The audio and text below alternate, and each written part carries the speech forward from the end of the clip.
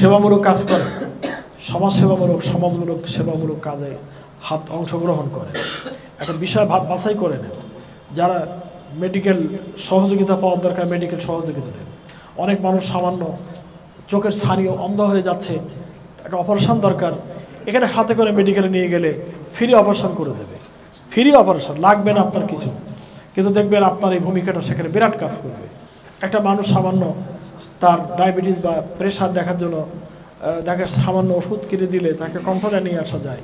এ ব্যাপারে ঘরে ঘরে খুঁজে খুঁজে মেডিকেল ক্যাম্প করে, ডাক্তারদেরকে নিয়ে যাবে না? আমাদের অনেক ডাক্তার আছে না, মেডিকেল ক্যাম্প করা যাবে। জামাত ইসলামের উদ্যোগে, ইসলামী ছাত্র শিবিরের উদ্যোগে, মাইকে হোক, এখানে free medical team, blood grouping ইত্যাদি ইত্যাদি, চোখের ছানি দেখা, ছানি অপারেশনের উদ্যোগ গ্রহণ করা হয়েছে। লাভ হবে না? অনেক বেশি লাভ হবে, দেখতে হবে। আপনারা যারা পরীক্ষা দেবে, আর এসএসসি পরীক্ষা শুরু হবে কবে? 10 তারিখে। একটা অভিযান নেন তো, লাভশাহী ইউনিয়নে আজকে সিদ্ধান্ত নেন। পরীক্ষা দেবে যারা, একটা ফাইল, একটা কলম, একটা পেন্সিল, একটা এটা ওইটা সেটা লাগে না, কিছু কিছু প্রত্যেকের বাড়ি বাড়ি দিয়ে গিফট দিয়ে আসেন। শিবিরের বা জামাত ইসলামের পক্ষ থেকে আমরা এসেছি তোমার জন্য দোয়া করার জন্য, তোমার পরীক্ষা ভালো হোক, তাদের কাছে দিয়ে আসেন। পারবেন না? ক টাকা যাবে? হ্যাঁ, কতজন হবে পরীক্ষার্থী? এসএসসি আর মাদ্রাসার ছাত্রছাত্রী কতজন হবে লাভশায়? একটা ফাইল, একটা কলম, এটা ওদের কাছে অনেক দামি জিনিস। একটা স্কেল বক্স লাগবে না? লাগবে। কত লাগবে? আপনি কালেকশন করেন, আমি আপনাদের সাথে থাকবো ইনশাআল্লাহ। এই কাজটা যেন বাদ না যায়। আমি শুনতে পাই যে লাভশাহী নতুন পরীক্ষার্থীর মধ্যে এই কাজগুলো করা হয়েছে, তাই না?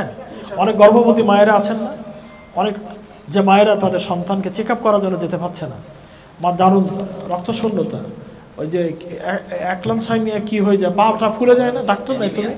ডাক্তারকে? হ্যাঁ, একলামশিয়া। আচ্ছা, তুমি ডাক্তার না? আচ্ছা, মাশাআল্লাহ। তো এরকম কিছু ভিটামিন ক্যাপসুল বা ওষুধপত্র দিলে, তাই না? আমাদের অনেক ভালো ভালো নার্সরা আছে, ডাক্তার আছে মেডিকেল, এখানে আমাদের হসপিটালে নিয়ে যেয়ে এটা গাড়িতে করে, প্রাইভেট কারে করে ঘোড়ায় নিয়ে আসলে ভ্রাম্যমান, তাই তো মেডিকেল চেক আপ আছে না? এরকম ভ্রাম্যমান মেডিকেল চেক আপ পরিচালনায় জামাত ইসলামী ছাত্র শিবির। এই কাজগুলোকে লাভটাকে জাগাতে কতদিন সময় লাগে, তাই না? এভাবে জাগতে হবে এবং এই ধরনের পরিকল্পনা নিতে হবে। ছাত্রদের মধ্যে, যুবকদের মধ্যে ব্যাপক আবেগ, শিবিরের ব্যানার বাঁধে কপালে। সেদিন কোথায় যেন, সাতক্ষীরা শহরে আমরা প্রোগ্রাম করলাম। কোথায়? আমি সাহেব না, এদের বাড়ি, জাহিদদের বাড়ি প্রোগ্রাম করলাম। আপনি ছিলেন? সে ইটা গেছে, ফারুক ছিল। ছোট্ট একটা বাচ্চা যে বলতেছেন যে আমার কিছু মাইকে বলতে দিতে হবে, আমি আমির জামাতের বন্ধু। ছোট এরকম বাচ্চা। তাই বলে কেড়ে তাকাই দেখি, আমির জামাত যেদিন সাতক্ষীরা আসছিলেন, ওই দিন ও দারুণভাবে স্লোগান দিয়েছিল ওই সার্কিট হাউসের গেটে দাঁড়িয়ে। পরে আমির জামাত গাড়ি থেকে নেমে আবার ব্যাক করছে, রাস্তার দিকে এসে ওই দুটো বাচ্চাকে দুই কোলে নিয়েছে, আর একটাকে হাত ধরে টানতে টানতে সার্কিট হাউসের 3 তলায় চলে গেছে। কি বলতে, এরা আমার বন্ধু। উনি খাওয়ালেন, দাওয়ালেন, টাকা দিলেন, গিফট দিলেন। আমি তোমাদের হাদিয়া দিয়েছিল? বলে হাদিয়া মানে কি? হাদিয়া মানে গিফট, উপহার। বলে হ্যাঁ, আমাদের গিফট দিয়েছিল 1000 টাকা করে। আমরা আমির জামাতের বন্ধু, কিন্তু আমার কিছু বলতে দেন। বলো। বলে আমি একটু রেডি হয়ে নাই, তারপরে বলতে। তারপরও রেডি হয়ে সুন্দর গান গেল।